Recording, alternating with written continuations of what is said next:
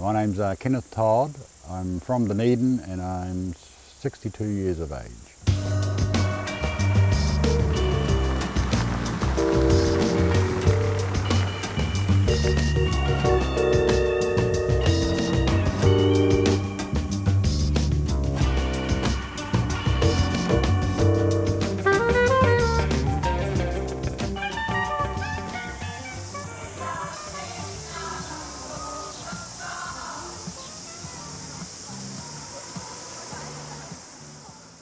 Well, I've always liked birds and the flora and fauna in New Zealand.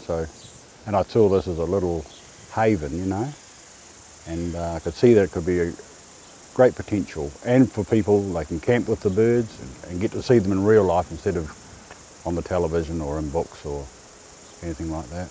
I have counted about 53 species, not all native, and that's including seabirds. So we've got the kiraroo, the bellbird, the tui, grey warbler, kingfisher and brown creeper, although they've disappeared, and so has the tomtit. And in the 40s this place was famous for its bush robins, but they've long gone, and that'll be through predation. And then there's the sparrows and the thrushes and the blackbirds. And blackbirds and thrushes are pretty good at spreading weeds because they eat the blackberries, and they get a lot of things like that. So yeah, so I never worry about them too much. I mean, I wouldn't harm them, but they're not the focus. It's the native birds that are my focus. I've had a lot to do with them, raising them up, orphan ones, and well, they usually come from the vet. Someone's found them and they've ended up at the vet up on the hill up there, and she'll just check them out physically, make sure they're okay, and then bring them down here, and we'll raise them up. What we usually do is buy mixed vegetables. Most prefer peas. Corn's popular, and carrots not so popular, but we give them the choice. Then we find out which one they like, because they'll just constantly focus on the one type of vegetable, and that's what they get. They give you a lot of joy, birds, or for me anyway. Well, I wouldn't say I gave up on people, but I thought these things need a hand, and people have a big influence on other living things, so I sort of advocate for them. And I think a lot of people probably would if they had the opportunity or thought about it. But a lot of people are tied up and they live in different worlds and don't really mix much with the native flora and fauna. So.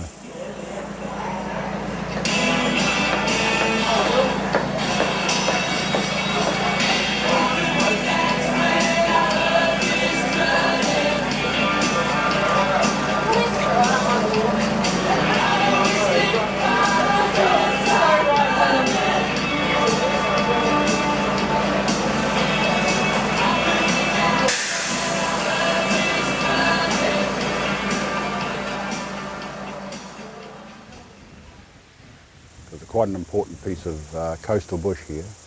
It's the only coastal bush between Cable Bay and Abel Tasman National Park, just 7 acres. It's a little remnant, so it's pretty important. And I could see the potential of this particular area, this reserve. It was pretty rough and ready in those days, and anything went. And you're allowed dogs here in those days, of course, and the behaviour was pretty chronic. That was another culture altogether. So it was fairly well overrun with old man's beard and honeysuckles and passion fruit and all sorts of things.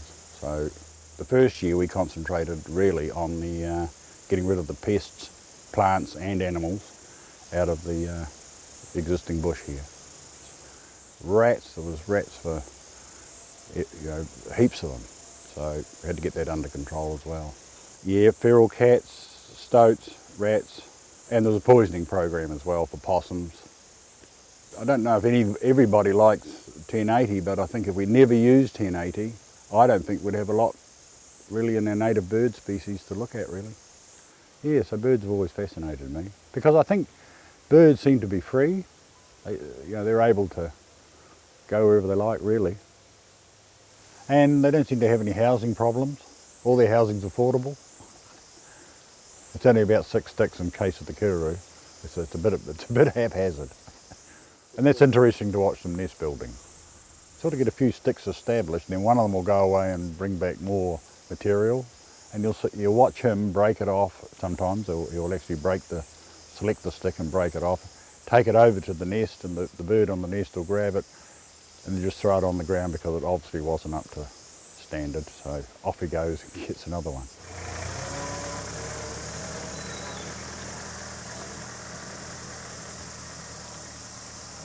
Well, they've nested around here a few times, and they're not very high off the ground, just in the trees around here.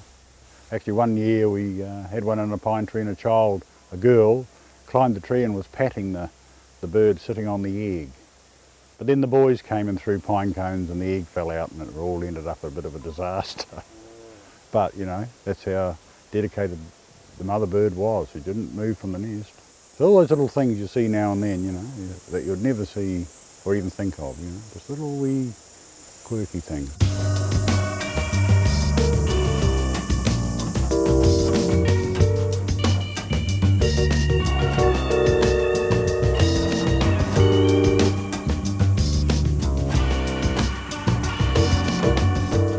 I lived the conventional lifestyle till I was about 30, and then probably come to a crossroads and decided, what are we going to do now?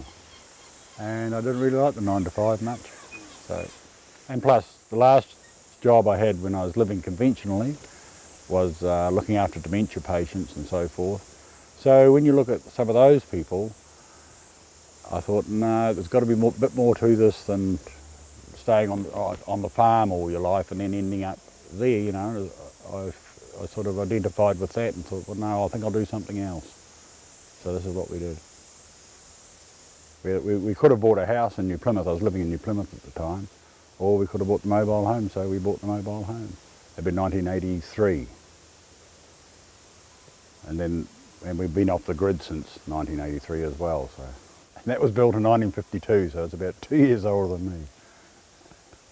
And doesn't move a lot. This is a strong wind or something. That's about all. I suppose you could call it a seaside cottage, disguised as a bus. Yeah, cooking there, and it's got all the bits and pieces in it. Sleeping there, got a caravan there. That's for any guests that want to come over and stay. They got their own thing, and that's all got its own power system and water and solar power. Yep. Yep. So once you're off the grid, you can more or less go where you want. So you're not, you haven't got wires. You're not attached to wires. I think that's the way of the future. So we've been well practiced at that. And it's not expensive anymore. It was expensive when we started, but solar panels now is cheap as chips. And that's a great thing. It gives you independence. Yeah, I think people should be too reliant on the system. I mean, the system has its faults and has its good points, but I think it does people good to be a little bit independent of it. And it makes you think about things too. Think about how power's produced, or water. Like we seem to have this, a lot of us have this idea that it's an endless supply, but it's not really. Well, this was always our favourite spot when we used to come here to camp, because prior to being the caretaker, we used to come here in about 1986, I think, the first time we came here. And this little immediate area, that was a favourite place for us. And it's not too permanent, so that when the time comes, if we move on or someone moves in or whatever, that'll just change again, or it'll just fade away.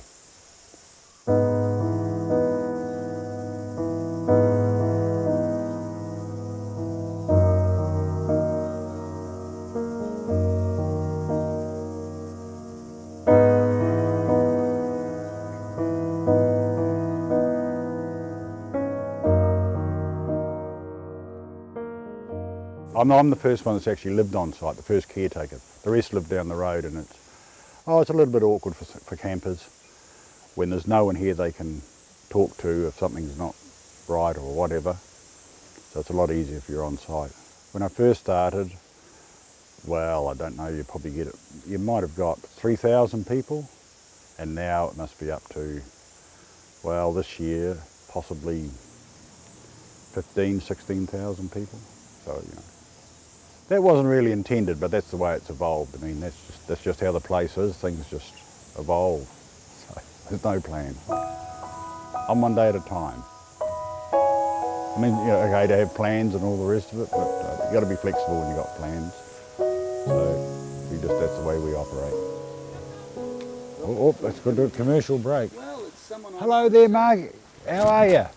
Oh, I just about disconnected myself. Oh, Margaret, this is Simon. yeah, hi, we met. We met. Oh, we met. Yeah.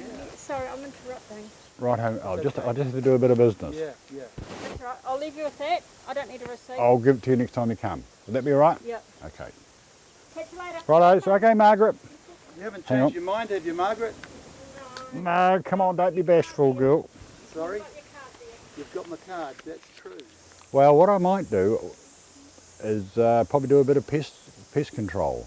Just put a bit more in while I'm here in New Zealand, and yeah, do something like that. So there might be an area where there's a particular problem with some pest, you know, is protecting the birds again, of course. So I'll probably carry on something like that. Because quite often the call goes up to protect bats or whatever's being attacked by predators of some kind. So I'd like to get involved in that. You happy with that? Yeah, I'm good. Righto.